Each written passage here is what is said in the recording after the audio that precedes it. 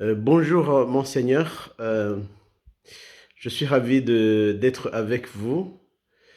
Vous allez nous partager ce que vous comprenez par rapport à l'évangélisation, parce que je crois que l'évangélisation et la mission faisaient partie de vos priorités pastorales lors de votre épiscopat, et même maintenant, hein, ça fait partie de vos priorités pastorales parce que vous continuez à aider. Pourriez-vous nous en dire un mot, s'il vous plaît?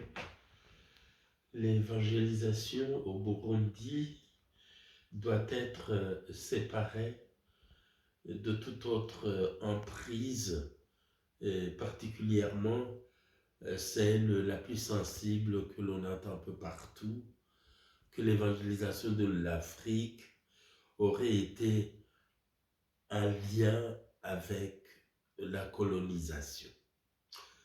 Et la colonisation du Burundi va commencer avec la conférence de Berlin de 1885, alors que la venue des missionnaires d'Afrique ou les Pères Blancs du cardinal Lavigerie, qui était alors évêque de Nancy, ont commencé à penser au Burundi déjà les années 70.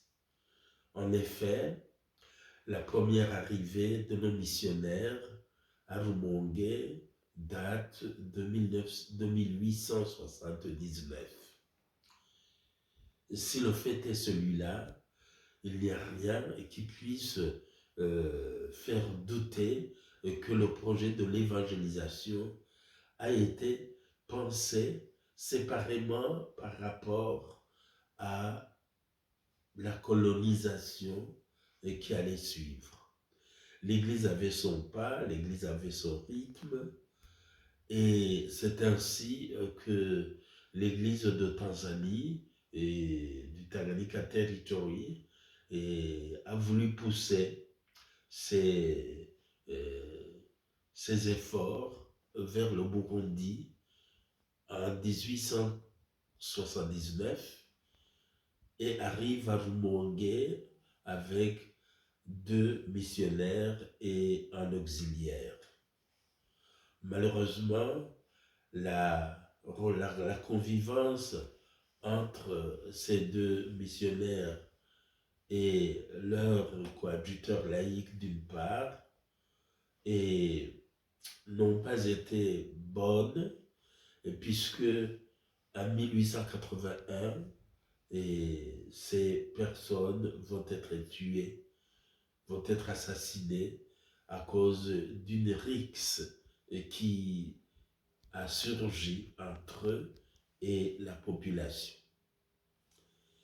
Et il est heureux de voir comment les Pères Blancs étaient décidés.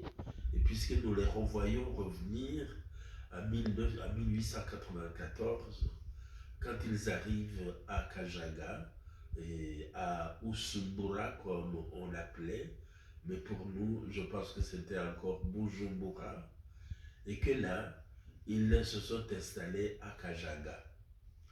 Kajaga, tout à fait au nord du lac Tanganyika, les missionnaires se sont installés et ont cherché à faire quelque chose.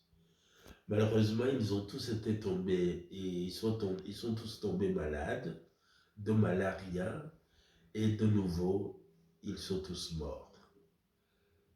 Une deuxième tentative de commencer la mission au Burundi, jusqu'à ce qu'alors, la dernière tentative a eu lieu seulement en 1897 avec une percée à l'est du Burundi et à l'actuelle paroisse de Muyaga, et avec l'implantation de la première croix sur le Burundi et à Misugi.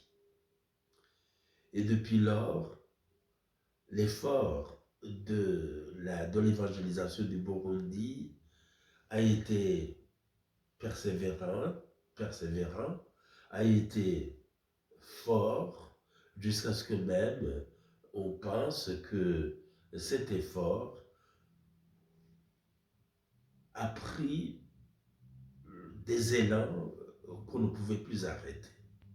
Des difficultés ont été rencontrées même là, difficultés entre les chefs locaux et les missionnaires, ou entre les colonisateurs allemands et les missionnaires, mais on remarque un effort particulièrement louable de la part des missionnaires en essayant de résoudre les problèmes qu'ils rencontraient.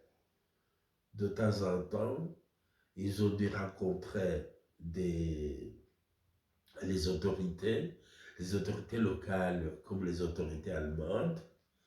Il y a lieu de bien distinguer leur action et leur intérêt et des actions du colonisateur. Et très récemment, j'ai entendu un conférencier qui disait que beaucoup de fois, les missionnaires se seraient compromis en étant de mèche avec les colonisateurs. Ils n'avaient pas les mêmes intentions, ils n'avaient pas la même mission. Voilà pourquoi, selon moi, il ne s'agit absolument pas de confondre ces deux choses.